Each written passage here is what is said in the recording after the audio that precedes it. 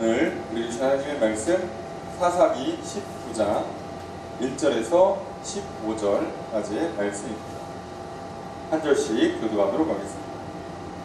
이스라엘의 왕이 없을 그때에 에브라임 산지 구석에 거류하는 어떤 레위 사람이 유다 베들레헴에서 첩을 맞이하였더니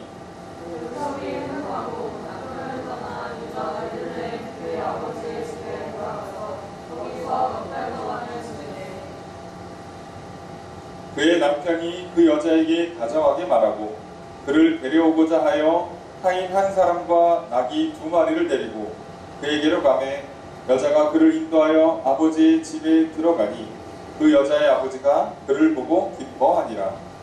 그의 장이고 그 여자의 아버지가 그를 머물게 하매 그가 3일 동안 그와 함께 머물며 먹고 마시며 거기서 유숙하더라.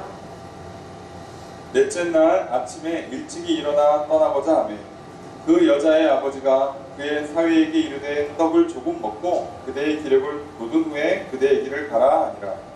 그 사람이 앉아서 함께 먹고 마시매 그 여자의 아버지가 그 사람에게 이르되 청하노니 밤을 여기서 유숙하여 내 마음을 즐겁게 하라 하니 그 사람이 일어나서 가고자 하되 그의 장인의 간청으로 거기서 다시 유숙하더니 첫째 날 아침에 일찍 일어나 떠나고자 하매 그 여자의 아버지가 이르되 청하노니 그대의 기력을 두고 해가 기울도록 머물라 하므로 두 사람이 함께 먹고 그 사람이 첩과 하인과 더불어 일어나 떠나고자 하매 그의 장인 곧 그 여자의 아버지가 그에게 이르되 보라 이제 날이 저물어 가니 청하건대 이 밤도 유숙하라.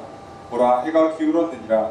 그대는 여기서 유숙하여 그대의 마음을 즐겁게 하고 내일 일찍이 그대의 길을 가서 그대의 집으로 돌아가라 하니 그 사람이 밤을 지내고자 하지 아니하여 일어나서 떠나 여부스라는 곳에 이르렀으니 여부스는 또 예루살렘이라 한참 지은 나귀 2마리와 첩이 그와 함께 하였더라.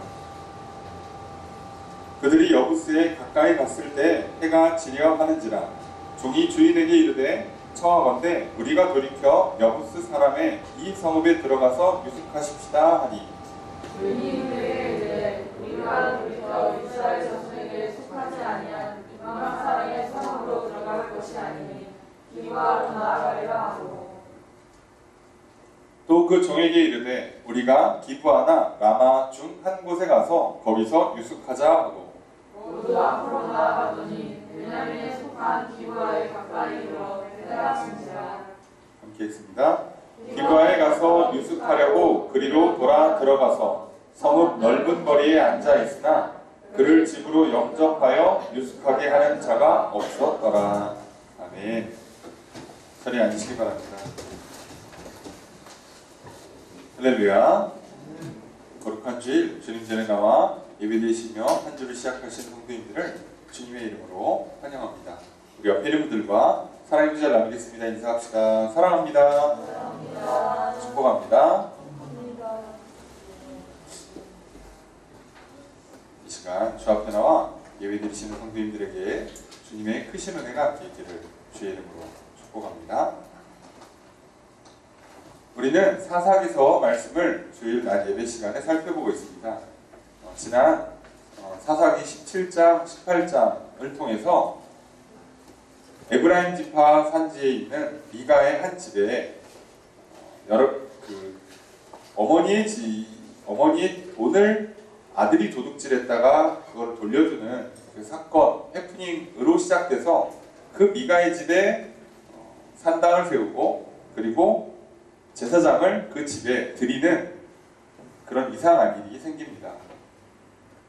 그리고 그것을 시작으로 해서 단 지파가 본인들에게 본래 분배받은 땅이 아니라 본인들 보기에 좋은 땅을 찾아가게 되고 그 과정에 미가의 집을 들리게 되며 그래서 결국 단 지파가 본인들이 원하는 라이스 땅을 차지하러 갈 때 단 지파의 집에서 신상도 빼앗아 가고 제사장도 영입해서 갑니다.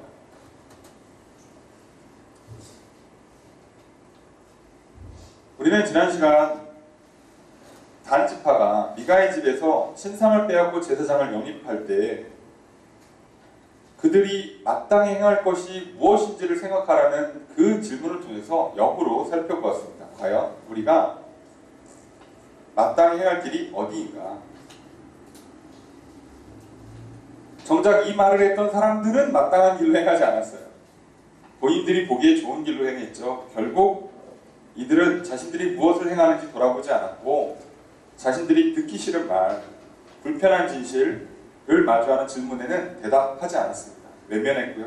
그리고 본인들이 하고 싶은 대로 자기들에게 좋은 길을 열어주는, 축복해줬던 그 미가의 집에 있는 제사장, 그리고 그 축복을 받고 라이스 땅을 발견하고 그 라이스 땅을 차지하게 되는 것을 기뻐했던 단지파에서는 그 제사장을 영입할 수밖에 없었던 거죠.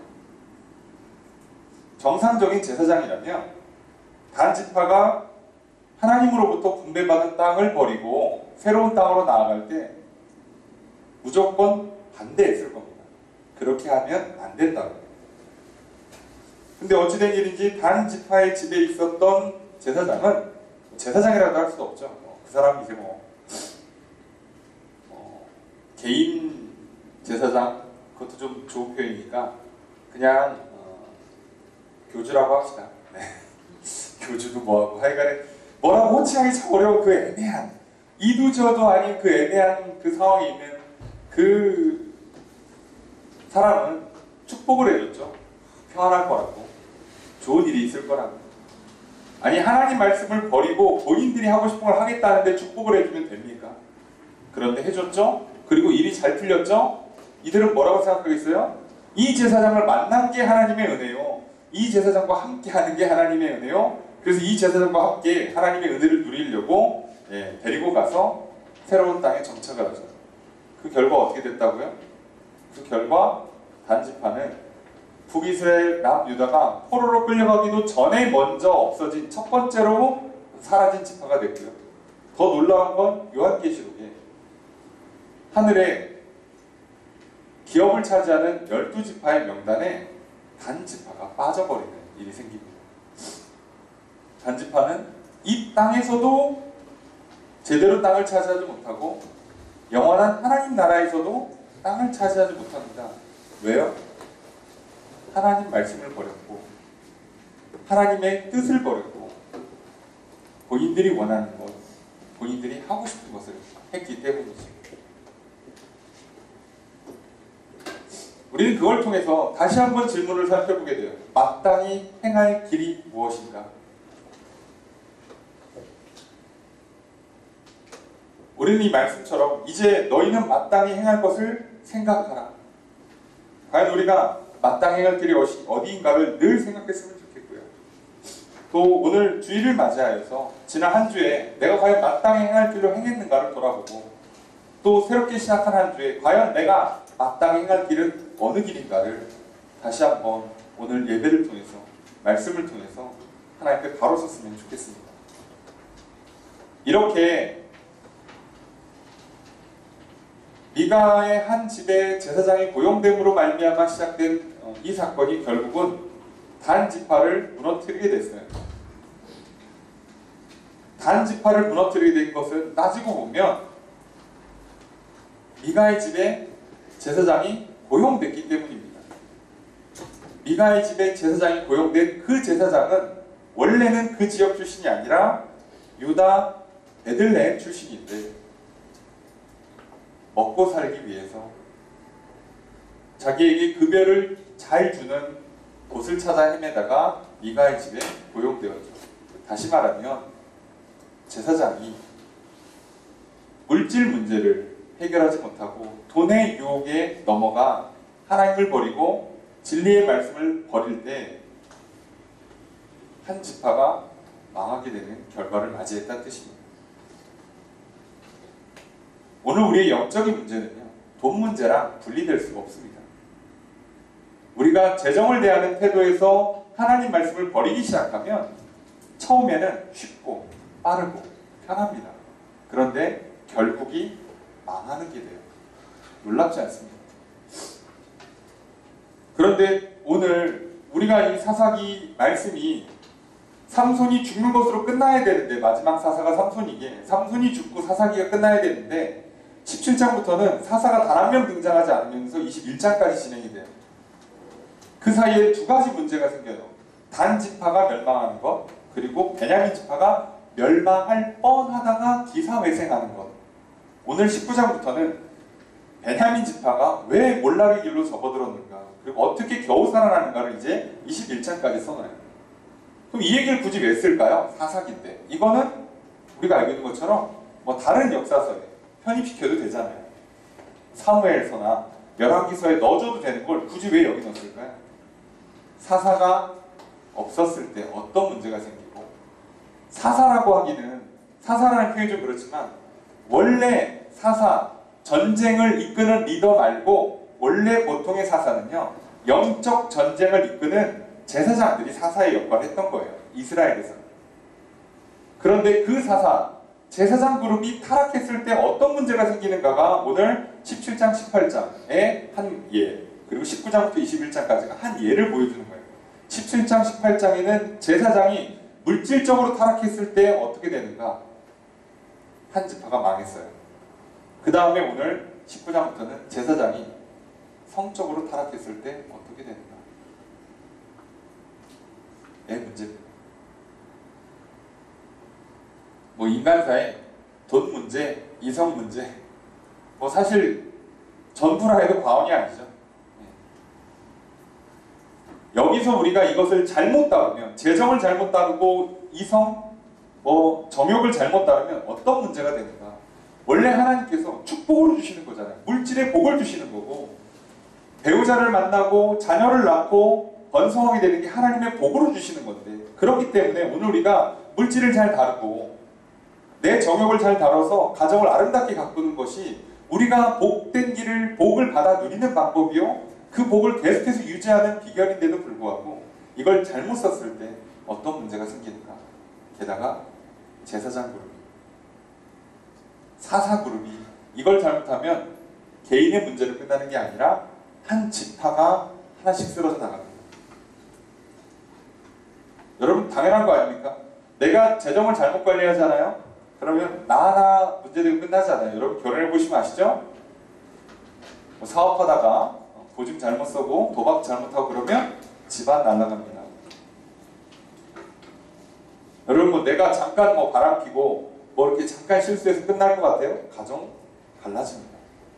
그러면 한 사람 문제로 끝나는 게 아니라 적어도 두 사람, 세 사람, 네 사람, 다섯 사람이 얽혀지고요. 조금 복잡하게 나가면 양쪽 집안에 일가 친척 붙으면요, 20명, 30명이 한 번에 다 무너져요. 한 사람의 실수 때문에.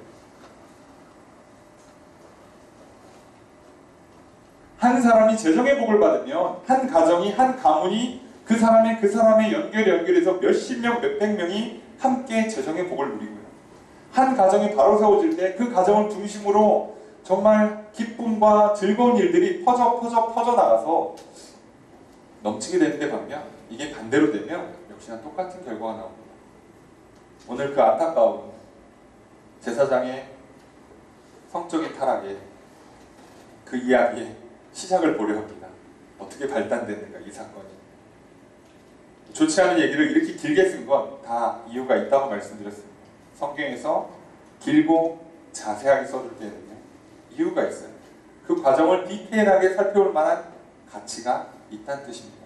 오늘 과연 하나님께서 우리에게 무엇을 말씀해 주시고자 이 나쁜 예를 우리에게 자세히 설명해 주시는가, 오늘 우리 말씀을 통해 살펴보려고 합니다. 먼저 1절 말씀 함께 읽겠습니다. 시작.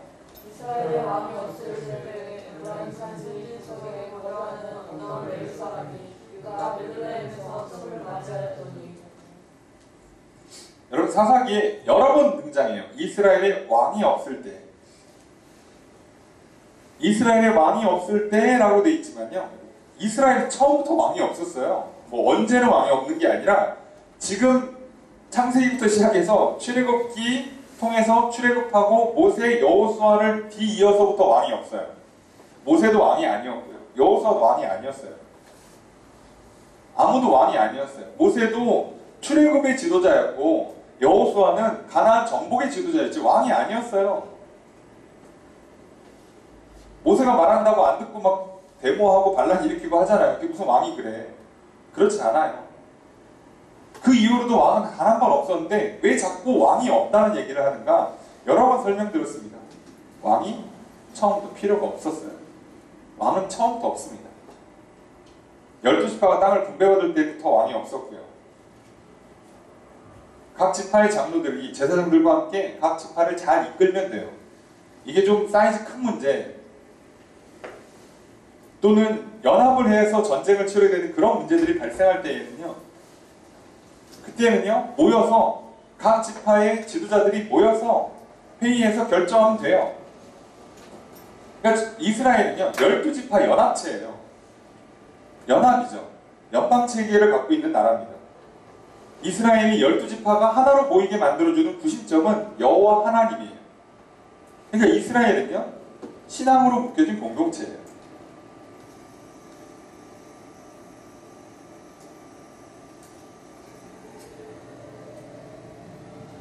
그러니까 처음부터 왕이 없었고 왕이 필요가 없는 존재예요.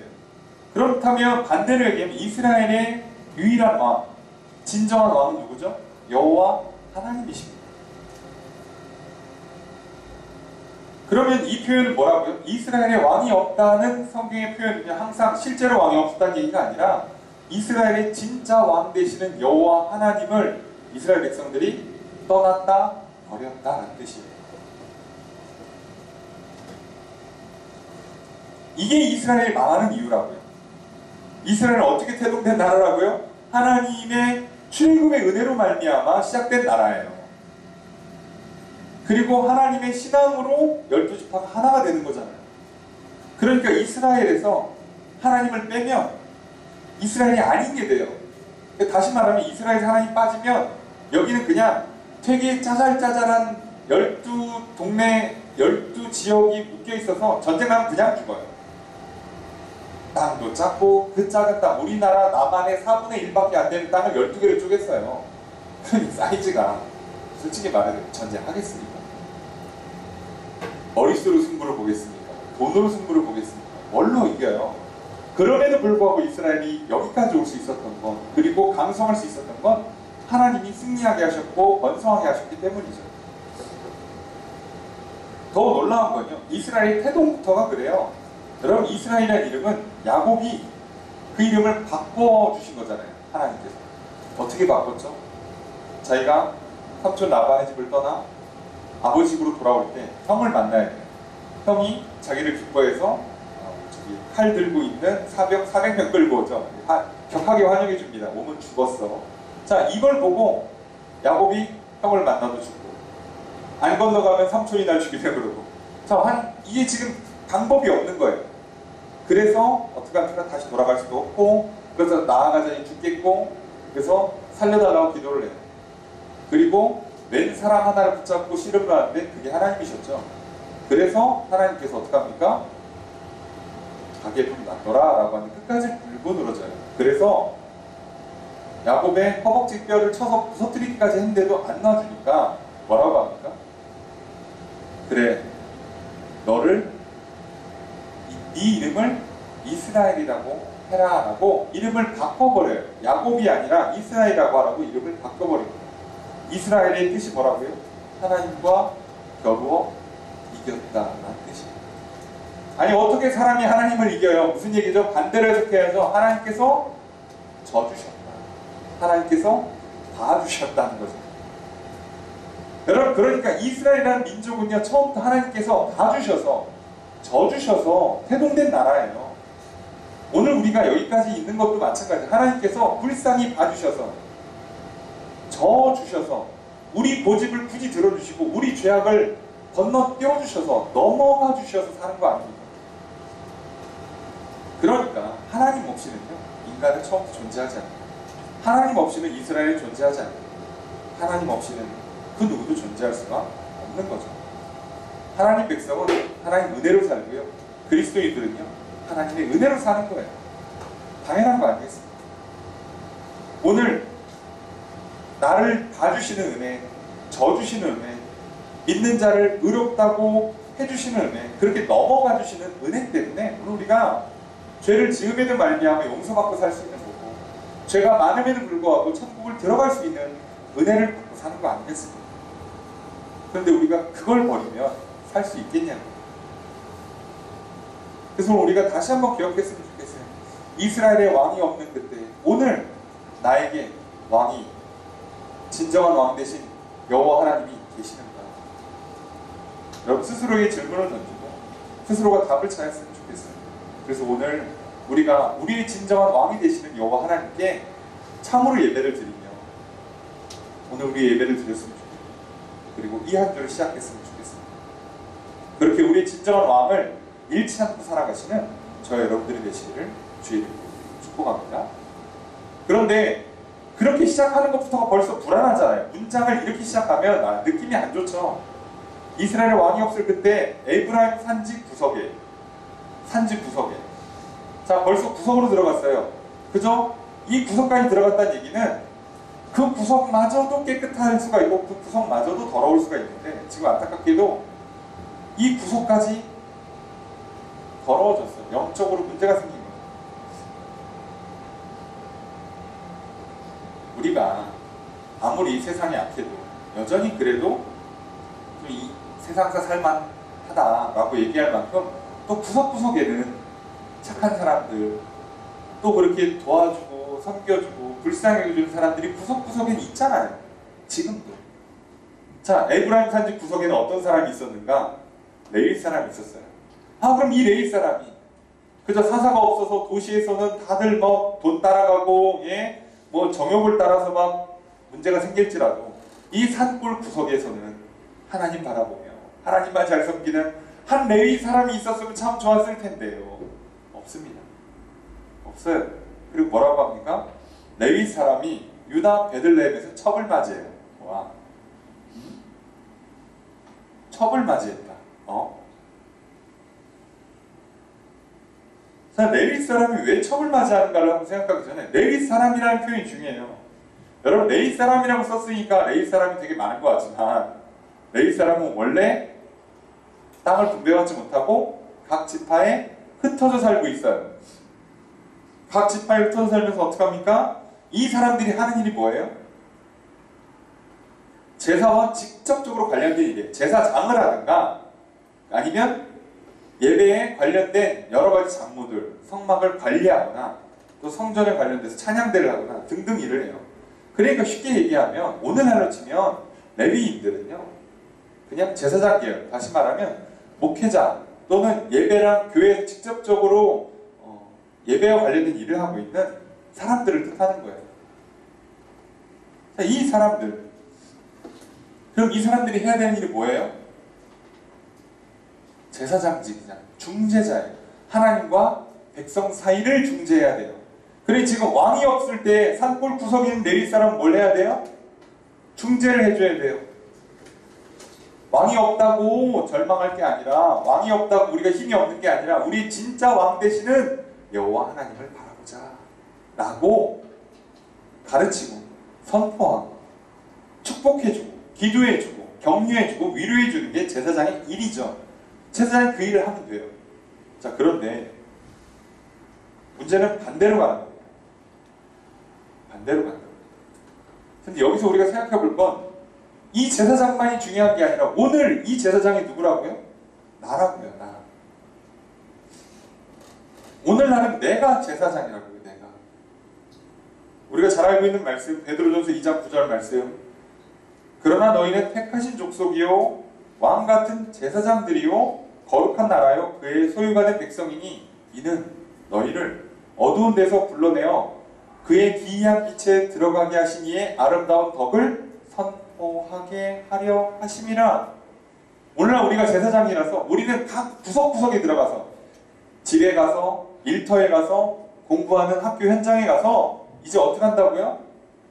진짜 왕이 누군지를 선포하는 거예요. 진짜 왕이 누군지를 말로 선포하고 삶으로 선포하는 거예요. 보여주는 거죠. 저 사람들은 하나님을 섬기는구나. 저 사람들을 보니까 진짜 왕이 있구나. 세상은 내가 왕이 될 수가 없는 곳이구나. 하나님 믿는 사람들이 뭔가 잘 되는구나를 보여주는 거죠. 세상이 왕을 잊어버릴 때 그때 마지막 희망이 바로 그리스도인이에요. 세상이 왕을 떠나고 버릴 때 그때 마지막 희망이 그리스도인이라고요. 그게 레위 사람이라고요. 그런데 오늘 등장하는 어떤 레위 사람은 그 제사장직을 제대로 수행하지 않고 거룩한 백성임을 잃고 도리어 세상을 빛과 소금이 되어주는 게 아니라 세상에다 문제를 가져다주는 통로가 됐어요. 우리 그 옆에 있는 단지파에서는 제사장 하나가 돈 문제로 지파 하나를 멸망시키는 문제의 통로가 되었고, 오늘 여기서 베냐민 지파는 어떤 레위 사람이 성적인 문제로 지파 하나를 죽다 살아나게 만드는 문제의 통로가 되어주고 있어요. 이게 어찌된 일입니까? 이 세상에 축복의 통로가 될 사람들, 그리고 그걸 가장 앞서서 있는 레위 사람들, 제사장들이, 그 사람들이 그러고 있다. 그렇게 치면 오늘 대한민국의 오늘의 현실이 이 말씀과 너무 딱 맞아 들어가서 가슴이 아파요. 코로나가 문제가 아니라고 말씀드렸죠. 교회를 무너뜨리는 건요, 코로나가 아니에요. 질병 따위가 교회를 무너뜨릴 수 없어요. 전쟁조차도 교회를 무너뜨릴 수 없어요. 그 어떤 것도 하나님과 우리 사이를 끊을 수가 없어요. 무엇이 맞겠습니까? 문제는 나죠. 문제는 우리죠. 우리가 오히려 세상을 향해 하나님을 전하고 빛과 소금의 역할을 감당하는 게 아니라 문제를 가져다 주고 있는 거잖아요. 그 시작은 거룩함을 잃었기 때문이에요. 오늘 그 거룩함, 세상과 구별된 것 중에 하나, 앞서서는 재정 문제였다면 이번에는 성적인 문제, 결혼 문제, 가정 문제라고 보시면 돼요. 그 문제가 뭐냐? 첩을 맞이했다는 거예요. 첩을 맞이하는 건요, 첩이라는 존재는, 이 당시 첩은요, 본처 외에 합법적으로 결혼 관정을 걸지 않고 그냥 부인으로 드리는 거예요. 부인입니다. 여종이 아니에요. 첩은, 여기서 말하는 첩은 여자 종이 아니라 부인은 부인인데, 정실 부인, 합법적으로 결혼식을 올려서 사람들 앞에, 제사장 앞에서 결혼식을 맺은 부인 말고 그냥 부인으로 드리는 사람이 또 있어요. 여러분이 이해를 못하셔야 정상이에요. 뭘 그런 게 있어? 자, 지금은 없고요. 예. 원래 없어야 되는데 있었다고요. 자, 있었다고요. 자, 그런데 이게 왜 필요했었냐면, 주로 이걸 왜 허락했냐면 자녀를 얻기 위해서예요. 그래서 모세의 율법에도 이거를 허락을 해줘요. 허락을 해줘요. 일반적으로 대를 꼭 이어야 되는 집안에서는 만약에 본처를 통해서 도저히 얘가 안 되면 첩을 드리는 걸 법적으로, 율법상은 허락을 해줘요. 자, 그럼 반대로 칩시다. 제사장 그룹, 레위 지파의 레위 사람들은 대를 이어야 할까요? 아닌 걸 아시겠죠? 그러니까 본처와 결혼을 했는데 본처와 사이에서 아이가 안 나와요. 그러면 첩을 드려야 됩니까? 안 드려도 돼요. 여기는 처음부터 대를 이어서 뒤에다가 물려줄 땅이 없어요. 이해가 되시죠? 내가 없으면 옆에 사람 둘째 아들이 또 제사장 직무를 감당하면 돼요. 그러니까 대를 이어서 땅을 지켜야 되는, 다른 12지파들은요 그 땅을 지켜야 되잖아요. 그러니까 꼭 대를 이어야 되는 집안들이 있어요. 그게 의무예요. 그리고 그게 복이고 의무고 사명이기 때문에 그 일을 하기 위해서 이런 율법의 제도를 하나 만들어준 거예요. 그에 비해서 제사장 계열은요 필요가 없다고요. 물려줄 땅이 없어. 필요가 없어요. 직분만 물려주, 제사장 직분만 물려주기 때문에 없어도 되는데 첩을 드렸어요. 그럼 이 사람은 아들 낳으려고 첩을 드린 게 절대 아니겠죠. 왜 드렸겠어요? 그냥 남들 하니까 나도 부인 한 명 더. 그러면 어떤 부인을 드렸겠어요? 표현이 좀 그렇지만 자기 눈에는 예쁜 여자를 드렸겠죠. 이유가 없어요. 아니, 그 전에는 자녀를 낳기 위해서는 어떻게 하겠어요? 건강한 여자, 그죠? 아니면 임신이 잘 될 것 같은 어떤 신체 조건을 갖춘 여자를 주로 1순위로 들였다면 지금 이 레위 사람은 첩을 들일 때 조건이 뭐겠어? 아들이 목적이 아니라고요. 말 그대로 즐기는 거죠. 제사장이 이러고 있으니 이 집안이 어떻게 되겠어요? 아들 문제 때문에 부인이 어쩔 수 없이 결단을 하고 우리 첩을 들여서 애를 낳읍시다. 이런 것도 아닐 텐데 뭐라고 했겠어? 제사장이니까 또 율법은 잘할 거 아니에요. 이거 법적으로 문제없다고 하나님께서 이런 거 갖고서는 문제 삼지 않아요. 이거 부정한 일 아니라고. 당신 반대하면 당신이 쫓겨납니다. 이런 식으로 어떻게든 해서 통과를 시켰겠죠. 하여간에 첩을 맞이했어요. 여러분 거룩함의 뜻이 뭐냐면요. 해도 되는 일을 안 하는 거예요. 세상과 구별되기 위해서는요. 세상에서 해도 되는 일을 안 하는 거예요. 여러분 세상에서 하면 안 되는 일을 하는 건 대놓고 불법입니다. 여러분 그거는요. 그리스도인이고 뭐고 하기도 전에 감옥 가시는 거예요. 벌금 내시고. 하면 안 되는 일을 하지 마세요. 우리의 거룩함이라는 건 세상에서는 해도 된다고 하지만 하나님께서 안 된다고 하기 때문에 안 하는 거예요. 여러분 세상 사람들은요. 술 마신다고 감옥 가지는 않아요. 이해되시죠? 연애를 하고 뭐 이렇게 뭐 사귀었다 헤어졌다 이런 거 한다고 해서 문제 삼지 않아요. 하지만 그리스도인들은 레위 사람이 제사장들이 우리는 그렇게 하면 안 된다고. 세상 사람들은 돈 벌기 위해서, 결혼 잘하기 위해서, 애 많이 낳기 위해서, 애를 잘 키우기 위해서 이런저런 방법들을 다 써요. 하지만 거룩한 백성 된 우리들은 그렇게 하면 안 된다고. 그게 차이예요. 그걸 거룩함이라 부른다고. 우리가 거룩하지 못할 수 있어요. 사람이니까요. 그죠? 죄를 질 수도 있고 실수할 수도 있고 거룩한 길로 나아가지 못할 수 있어요. 하지만요. 최소한 이게 거룩한 길이 아니라는 건 알고 있어야죠. 그리고 하나님께 용서를 구하고 회개를 해야죠. 어디 하나님 앞에? 하나님 이 정도는 다 괜찮은 겁니다. 요즘 아무도 뭐라고 안 해요. 한국교회에서 이런 거 시비 안 겁니다. 하나님도 괜찮다고 해주세요. 이게 무슨 경우냐고요. 한국 사회에서 이 정도면 양반입니다. 하나님 뭐라고 하지 마세요. 이게 말이 되냐고요. 우리에게 기준이 있잖아요. 절대 기준. 단 한 번도 변하지 않았던 하나님의 말씀이라는 기준이 있잖아요. 이걸 따라가는 걸 거룩이라고 해요. 그리고 이때 이 길이 비록 좁고 그리고 좁은 문 좁은 길이고 이 길이 힘들고 오래 걸릴지언정 이 길의 끝에 뭐가 있다고요? 하나님이 주시는 복이 있고요. 상이 있고요. 영원한 하나님 나라가 있다고요. 그러니까 우리는 그걸 믿고 가는 거잖아요.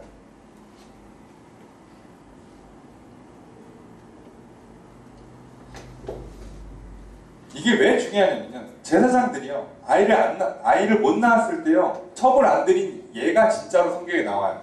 여러분들이 머릿속에 탁 하고 떠올리시면 참 좋겠지만 그게 누구냐면 바로 세례 요한이에요. 여러분 세례 요한의 아버지가 제사장 사가랴입니다. 사가랴. 제사장 사가랴가 나이가 늙도록 자녀가 없었어요. 늙도록 자녀가 없었다고. 첩을 안 들여요. 부인이랑 그냥 늙도록 자녀가 없어서 그냥 있었어요. 근데 뭐라고 그러냐면 거룩한 자라고 성경은 대놓고 써있어요. 사가랴가 거룩한 제사장이에요. 그에게 하나님의 천사가 와서 뭐라고 그래요? 내가 너에게 아들을 줄 테니 그의 이름을 요한이라고 해라. 라고 했는데 여기도 비슷하게 아브라함의 아내 사례처럼 여기도 아내가 못 믿어요. 이 나이에 무슨 어떻게 애를 낳아. 그래갖고 하나님께서 증표로 애 낳을 때까지 말을 못하게 한다. 그래가지고 말을 못해요. 애 낳고 말은 입이 열립니다. 아니 늙도록 제사장 직무만 수행했고 자녀가 없는 걸 그냥 그 고통을 감내했던 이 사람에게는요 자녀를 주시잖아요. 그것도 그냥 자녀입니까? 기독교 역사에 하나님 나라에 예수님 다음으로 최고의 인간이라고 평가받는 세례 요한이잖아요. 여러분 같으면 좀 늦게 나더라도 애를 세례 요한으로 낳으시겠습니까? 아니면 이런 집을 하시겠습니까? 애고 먹고 가네 하여간에 부인 3명 있고 집안 날아가고 한 지파가 날아가는 걸 원하십니까? 아니면 늙도록 자녀가 없을지라도 결국 하나님께서 세례 요한 같은 아들을 세례 요한 같은 자녀를 주시는 걸 원하십니다. 어디가 거룩한 길인지 우리는 알고 있어요. 우리에게 이제 믿음으로 결단하고 선택할 일만 남은 거예요.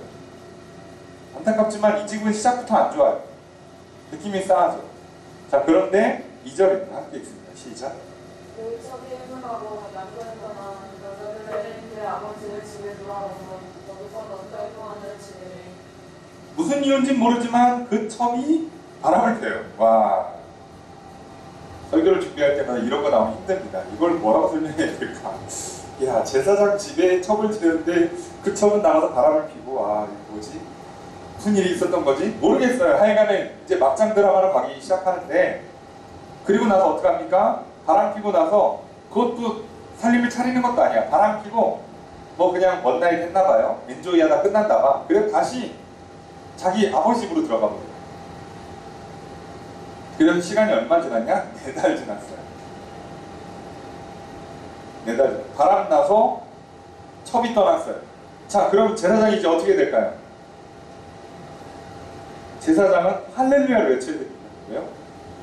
이게요, 내가 어떤 이유에서 첩을 들인 건 실수라 칩시다. 내가 뭐 죄를 진 거든 욕망에 눈이 멀었든 실수가 됐든 죄를 졌잖아요. 그런데 이거 풀기가 어렵죠. 여러분 아시죠? 한 번 죄라는 건요, 한 번 짓고 나면요, 2번, 3번, 4번 되기 때문에 끊기가 진짜 어려워요. 그런데 죄가 자기 발로 나갔어. 할렐루야죠. 기회가 온 겁니다. 내가 거룩함을 회복할 수 있는 기회가 온 거예요. 그런데 우리는 늘 이 불길하니까 안타까운 결말을 알고 있잖아요. 사람이 꼭 어떻게 해요? 이걸 어떻게 합니까? 이 기회를 안 잡고 끝까지 가서 해내죠. 되찾아오죠. 네. 지금이 기회예요. 몸이 병들고 사고가 나고 다치고 멈추고 스탑해서 지금 뭔가 그것들이 끊어질 때가 기회예요. 나를 자꾸 나쁜 길로 인도하는 친구가 있는데 그 친구가 사고가 났어. 할렐루야지. 지금 뭐 걔를 왜 문병하러 가요? 예? 병원 맨날 드나드나 할 필요가 없이 이때 손절하는 거예요. 타이밍이 왔죠. 아니면 내가 다쳤어. 그럼 전화해갖고 야 심심한데 좀 와라 이러지 말고 이때 기회예요. 끊어야죠. 맨날 불평하셨는데 병원에서 이러다 가십니다. 그때가 기회예요. 끊을 수 있는 기회가 온 거잖아요. 이 사람한테도 어떻게 보면 기회가 왔어요. 여러분 하나님 기회를 꼭 주십니다. 저는 상황이 나빠요. 환경에 안 좋아서 죄를 질 수밖에 없어요. 유혹이 많아요. 다 핑계. 모두에게 똑같이 기회를 주십니다. 내가 정신만 차리면 그 기회 놓치지 않아요. 내가 하나님 말씀을 붙잡고 잘 보세요. 기회가 분명히 옵니다. 자, 그랬는데 어떻게 합니까? 3절에 보니까 남편이 찾으러 가요. 찾으러 가는데 표현이 좀 특이하죠. 그 여자에게 다정하게 말하고 그를 데려오고자 하여. 자, 이 여자가 왜 나가는지 대충 눈치를 채시겠죠? 한번 싸웠어. 싸워가지고 홧김에 나가서 바람 폈네. 자, 피곤한데 거기랑도 잘 안 됐어. 그래가지고 갈 데 없어서 아빠 집으로 간 거예요. 지금 스토리가 대충 그런 것 같아요. 그래서 이제 말 풀고 데려오려고 하인 데리고 가고 나귀는 2마리, 그죠? 갈 때는 혼자지만 올 때 데려오겠다 이거 아닙니까? 나귀 2마리. 자, 그랬더니 여자가 어떻게 해요? 집에 들여요. 여자도 집에 들여줘요. 자, 그럼 여기서 지금 제사장은 물론 여기 가면 안 됐지만 여기서 나를 환영해 주니까 좋다라고 할 게 아니라 처음부터 가지 말았어요. 끊었어야 돼요. 아, 그래요. 100번 양보해서 그래 어떤 이유인지 첩을 드린 또 사연이 있을 테니 양보해서 들어갔다 칩시다. 자, 그런데 아버지가 어떻게 해요? 기뻐해요. 이 아버지는 왜 기뻐하는 거예요 도대체? 그래서 딸을 어쨌든 뭐 정실부인 아니지만 시집 보냈는데 거기서 이렇게 바람피고 나오면 제사장이잖아요. 제사장이 자기 첩인데 바람 폈어? 이걸 문제 삼으면 돌맞아 죽어야 되거든요. 그러니까 좀 그래도 제사장이 좀 봐주고 다시 찾으러 오고 그러니까 잘 봐주세요라고 했든지 뭐가 됐든지 하는 기뻐했어요. 오늘 우리 여기서 중요한 걸 깨달아요. 이 여자는 여자대로 그냥 정욕을 기뻐하고 남자는 남자대로 정욕을 기뻐하고 이 아버지는 아버지대로 제사장을 기뻐하고 다들 자기 기뻐하는 대로 살고 있다고요. 놀랍게도 다들 자기가 기쁜 대로 살아요. 자기가 좋은 대로 살아요. 하나님도 없고 하나님 말씀도 없고 그냥 가는 거예요.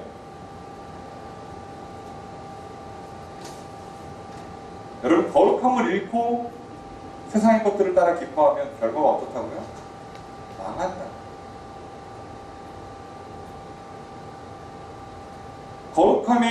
거룩함을 기뻐하는 자에게 그 결말이 생명이고 축복이라면 반대로 세상을 기뻐하는 자들에게는요, 멸망이 온다, 저주가 온다.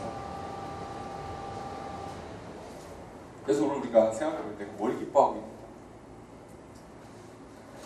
있는가? 내가 뭐를 오늘 좋아하고 있는가? 뭐 하기를 좋아하는가? 돌아보셔야 돼요. 참 안타깝지만 참 이렇게 다들 기쁨으로 참 즐거운 장면이 연출되고 있고 하나님만 지금 기분이 안 좋으세요. 이렇게 지금 진행됩니다. 자, 그럼 왔으니까 머물게 하겠죠? 유숙을 시킵니다. 재우고 먹이고 대접해서 보내요. 그러면 예의상 며칠 하는 거죠? 예나 지금이나 전 세계 공통이죠? 3일이에요. 3일. 3일 있으면 이제 가야지. 가야죠. 자, 그래서 가려고 합니다. 5절 말씀 함께 읽겠습니다. 시작. 넷째 날 아침에 일찍 일어나 떠나고자 하매 그 여자의 아버지가 그의 사리에게 이르되 떡을 조금 먹고 그대의 기력을 돋은 후에 그대의 길을 가라 하니라. 자, 3일이 됐으면 가야죠.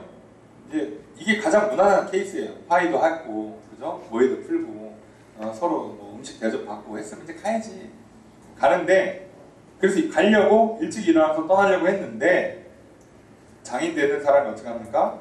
떡을 조금 더 먹어라. 아유, 음식을 많이 했어. 먹고 가. 그리고 좀 더, 먼 길 오는데, 우리 사위, 먼 길 왔는데 또 가려면 얼마나 힘들어? 조금 더 더 많이 먹고 힘 좀 얻고 그리고 가 라고 하는 거예요. 그랬더니 이 레위 사람이 어떻게 합니까? 먹어요. 이 인간이 여기서 또 먹어요. 하루를 더 합니다. 예. 근데 여기 써 있잖아요. 떡만 먹는 게 아니라 먹고 마셔요. 핵심은 이거예요. 마셔요. 떡 먹으려고 하루 더 있겠어요 설마? 마시려고 하루 떡 먹었으면 점심에 가도 돼요. 먹고 마시니까 술 취하니까 문정이 안 되니까 하루 자고 가는 거지. 지금 술을 마셨단 말이에요. 문제는 이거예요.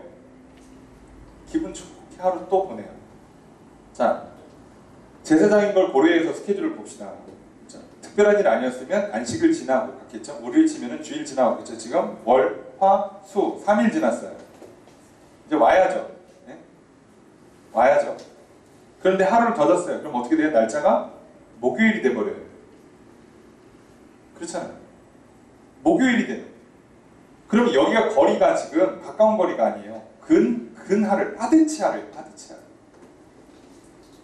그럼 일주일이라는 스케줄 안에 제사장이니까 돌아와야 될 거 아니에요. 돌아와야 되니까 월, 화, 수 그리고 목요일에는 출발을 해서 금요일날 도착해서 좀 쉬었다가 토요일날 주일 준비를 하는 게 정상 스케줄인데 3일을 지나니까 가고 쉬는 날 그럼 월, 화, 수 보내고 목요일날 출발했었는데 목요일날 하루 더 있었어요. 금요일이 됐죠? 금요일이 돼버렸단 말이에요. 자, 그래서 어떻게 합니까? 가려고 그래요. 다섯째 날 금요일이 돼서 가려고 그래요. 자, 가려고 했더니 더 머물래. 그래서 어떻게 합니까? 저녁까지 있어요. 저녁까지 있다가 드디어 갑니다. 드디어. 이게 왜 이 문제가 생기냐면 하루가 되게 빠듯한 거리라고 생각해보세요. 그러면 토요일날 출발해서는 당연히 당일로 도착하는 게 문제가 생겨요. 그럼 주일날, 목사로 치면 주일날도 도착이 안 되면 어떻게 해요? 그러니까 최소한 금요일날 밤에는 출발해야 되는 거예요.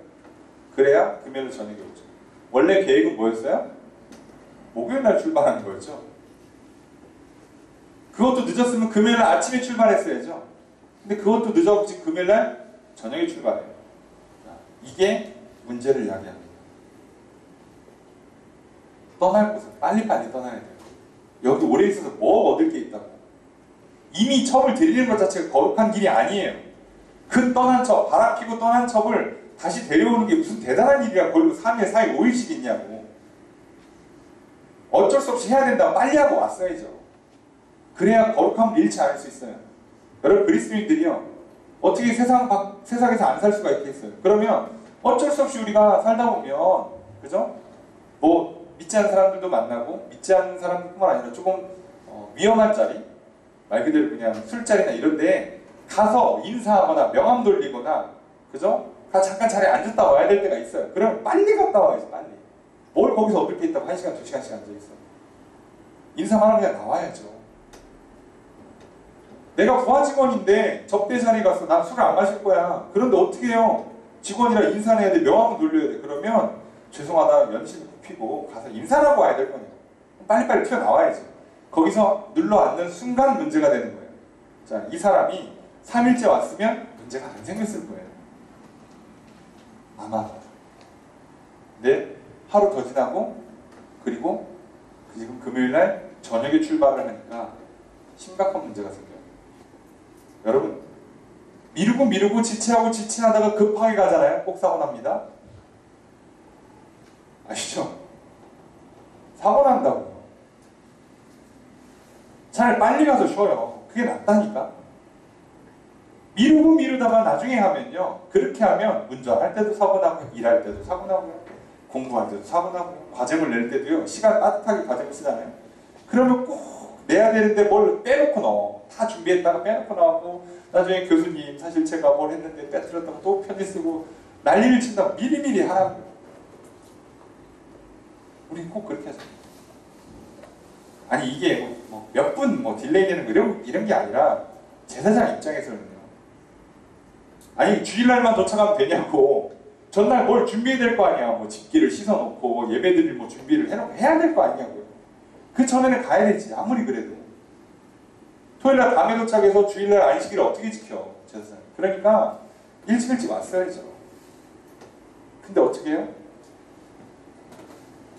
술, 음식 플러스 술 플러스 여자 이렇게 가면요. 유혹을 못 끊죠. 빨리빨리 그 자리를 떠야 돼요. 여러분 떠나야 됩니다. 죄의 자리는 떠나야 돼요. 떠날까 하시면 안 돼요. 떠나야 돼요. 생각하고 고민하고 갈등하면 이미 진 거예요. 그냥 떠나야 되면 떠나는 거예요. 그래서 이거 정말 조심하셔야 돼요. 이건 답이 없어요. 우리가 잘 알고 있는 시편 1편의 1절 2절 말씀 복 있는 사람은 악인들의 꾀를 따르지 아니하며 죄인들의 길에 서지 아니하며 오만한 자들의 자리에 앉지 아니하며 아예 그런 데는요. 가지 않고 앉지를 않는다고요. 그게 복이 있는 거라고요. 복 받으려면 어떻게 된다고요? 죄인들의 자리에 그 길에 가지 않고 오만한 자들의 자리에 앉지를 않는 거라고요. 그냥 안녕하세요 그냥 오라고요. 하지 말라고.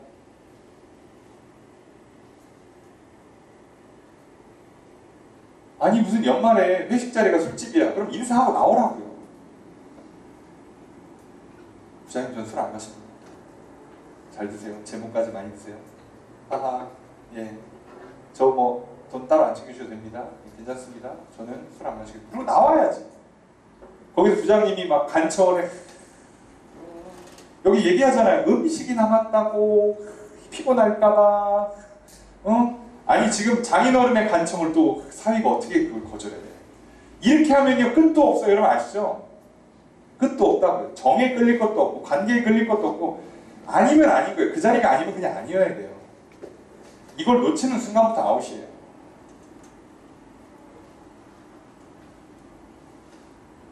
이 절 말씀에 오직 여호와의 율법을 즐거워하여 그 율법을 주야로 묵상하는 자. 이 사람은요 뭐만 한다고요? 하나님 말씀을 중심에다 앉혀놓기 때문에 그게 아닌 자리는 빨리빨리 나와야 돼요. 스쳐 지나가시라고. 피할 수 없으면 스쳐 지나가시라고. 왜 거기 눌러앉냐고. 눌러앉는 순간 문제가 됩니다. 그래서 오늘 이 본문에만요 떠나고자 한 애가 3번 나와요. 아니 뭘 그렇게 떠날까 말까를 고민합니까? 떠나면 되지. 여기서 문제가 돼요. 저녁에 떠납니다. 저녁에 떠나니까 멀리 가겠어요? 못 가죠. 가니까 바로 해가 떨어져요.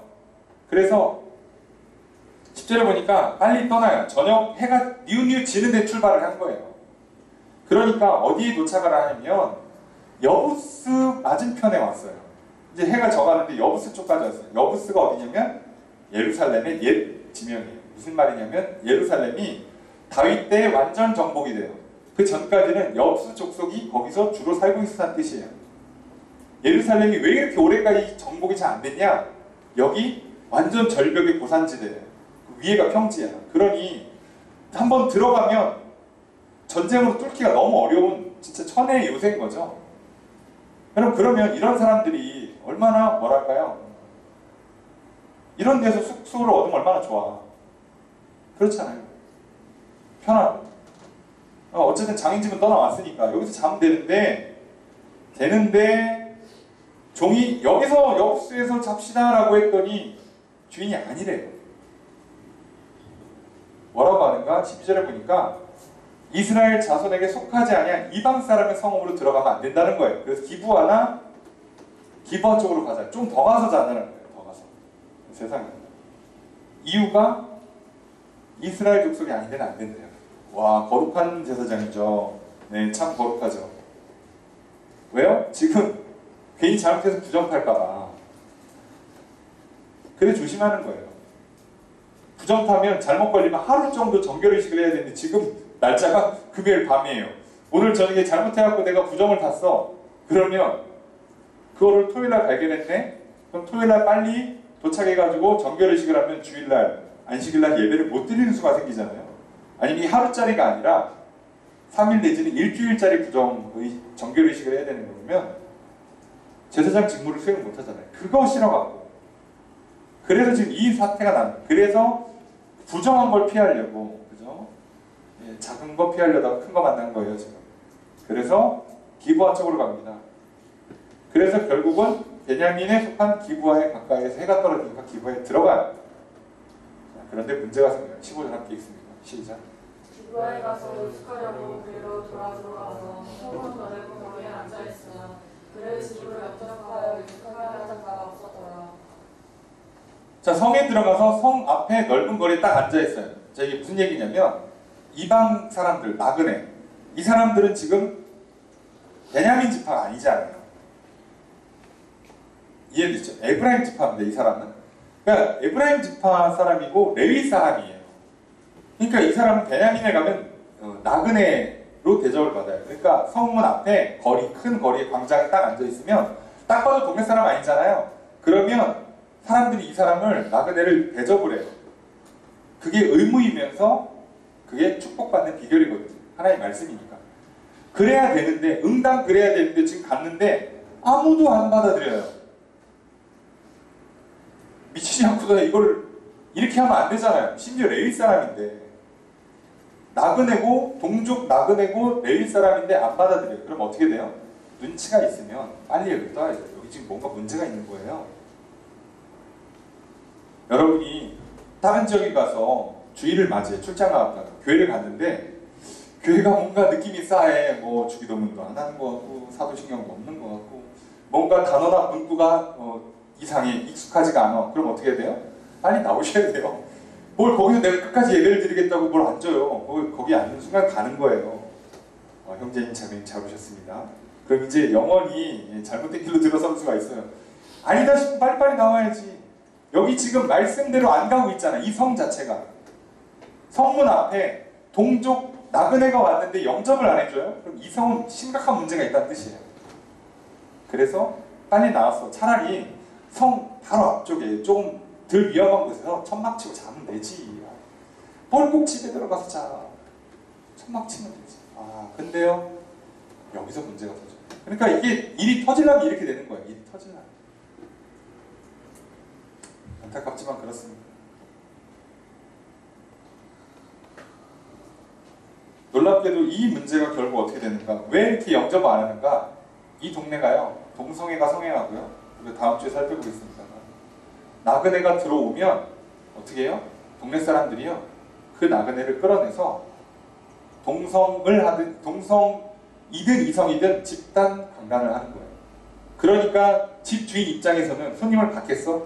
나그네를 데려다 주면 우리 집이 작살나는데 받아주겠냐고. 안 받아주죠. 다음 주에 보세요. 우리가 살펴볼 본문에 한 노인네가 늦게까지 일하다 들어오면서 발견하고 데려가요. 그래서 작살납니다. 끌어내요. 그래서 사건이 터지는 거예요. 그러니까 내가 거룩한 길로 걸어가면 이런 문제를 처음부터 겪을 일이 안 생기잖아요. 셋째 날 출발했으면 이런 일이 처음부터 안 생기잖아. 아니 처음을 안 들였으면 이런 일이 처음부터 안 생기잖아요. 왜 그 자리는 가가지고 왜 술을 마셔가지고 왜 그 인간을 만나가지고 문제를 만드냐고. 안 간다고요. 거룩한 사람은 처음부터 그 길을 안 간다고요. 하나님 말씀을 따라가면 문제가 될 곳에 가지를 않는다고요. 문제가 될 사람과 깊이 만나질 않고요. 문제가 될 자리에 오래 앉아있질 않는다고요. 그래서 문제가 안 생기는 거예요. 어떻게 세상을 사는데 문제가 없겠냐 우리 인생에. 왜 그런 유혹이 없을 수 없잖아요. 하지만 우리가 하나님 말씀을 붙잡고 거룩하지 않은 곳은 빨리빨리 떠나면 돼요. 근데 오늘 이 레위 사람이 뭐라고요? 떠나고자 하는데 하루 더 있고, 떠나고자 하는데 하루 더 있고, 3번이나 그렇게 3번. 오늘 여러분들 갈까 말까를 고민하시니까 하나님 말씀대로 아이고 이게 또 성경에 하지 말라고 돼 있는데 또 친구가 그렇게 부르니까 애인이 그렇게 뭐라고 선택하는데 아유 그 교수님이 선생님이 어른이 그렇게 얘기하는데 어떻게 거절해요? 그러면 죽는 거예요.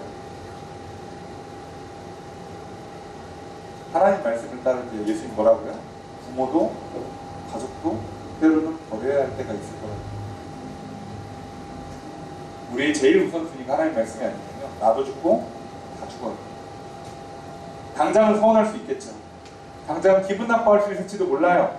하지만 그게 나도 살고 다 같이 사는 길이라는 걸 잊지 마십시오. 오늘 말씀을 마치려 합니다. 오늘 한 레위 사람이 어떤 레위 사람이 등장을 하는지, 이 사람은 이스라엘의 왕이 없던 시절에 사람들에게 이스라엘 참된 왕이 누군지를 가르쳐줘야 되는 거룩함을 지켜야 되는 사람이었고 제사장 직무를 수행해야 되는 사람이었어요. 근데 본인이 거룩함을 잃어서 첩을 들였고 그 떠난 첩을 찾으러 갔고 그 첩을 다시 화해하고 오기로 했으면 빨리빨리 와야지 떠나서 돌아오기로 하다가 하루도 지체하고 떠나서 돌아오기로 하다가 하루도 지체하고 그래서 결국은 금요일 저녁에 출발을 해버리면 급하게 그렇게 이동을 하면 결국 문제가 터지는 거예요. 여러분 거룩함을 잃지 마십시오. 죄악의 자리에 오래 머무르지 마십시오. 그게 살 길입니다. 오늘 우리는 이 시대의 레위사람, 이 시대의 제사장, 이 시대의 사사로 부름받은 사람들 아닙니다. 그것을 오늘날 우리가 그리스도인이라 부르는 거 아니겠습니까? 여러분 우리가 이 세상에서 빛과 소금으로 살아야 되고 이 세상에 참된 왕이 누구인지 참된 행복과 참된 평안과 참된 복을 가져다주는 분이 누구인지를 말로 전하고 삶으로 보여줘야 되는 사람들이 바로 우리입니다. 그러니 죄의 자리를 빨리빨리 떠나시고 오래 머무르게 계시지 마시고 거기서 무슨 말씀을 전하고 가르친다 하지 마시고 죄의 자리에 떠나십시오. 그리고 가야 될 길, 서야 될 곳에 서 계십시오. 그렇게 한 줄을 살아가십시오.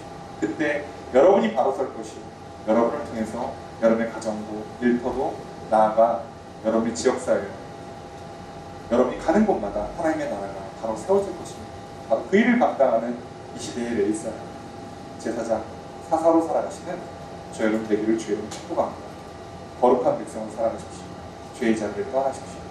그렇게 살아가도록 도와주시는 또 성령님의 인도하심, 하나님의 크신 은혜가 함께 있기를 주의 이름으로 축복합니다.